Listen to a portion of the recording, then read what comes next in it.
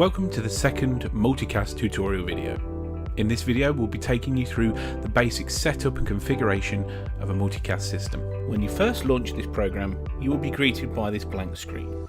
Now we're going to simply click on the New Project tab on the left hand side. The PC program will now check that you have configured your LAN switch with the instructions that are available on the Blustream website. At this point we have, so we're going to say yes. You also need to make sure that you're working in the IP range of 169.254. You do this in the same way as we did for configuring the switch, by going to the Network and Sharing Center and making sure that your IP address for your wired connection is set in the same IP range.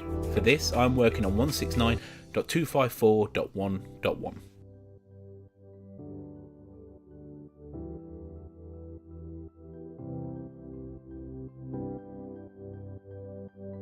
We're now going to set our system to be 2 transmitters and 2 receivers, and then click continue. This page tells you an important piece of information. All new multicast products ship on 169.254.100.254 as their default IP address. Plugging more than one item in at the same time will cause an IP conflict and stop you from setting up the system correctly, so please don't do this. Once you've read and understood this, click continue. The PC program will now ask you to plug in your first transmitter.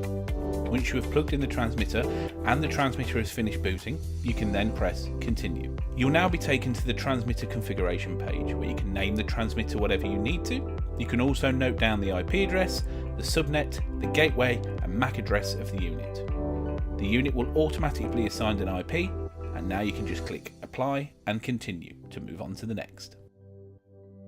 You will now see the transmitter reset itself and put itself back on the network as part of the system, displaying 01 on the front panel. At that point you can also plug in your second transmitter. I've already done this and my unit's ready to go, so I can just go on to continue and now set the transmitter name to whatever I wish.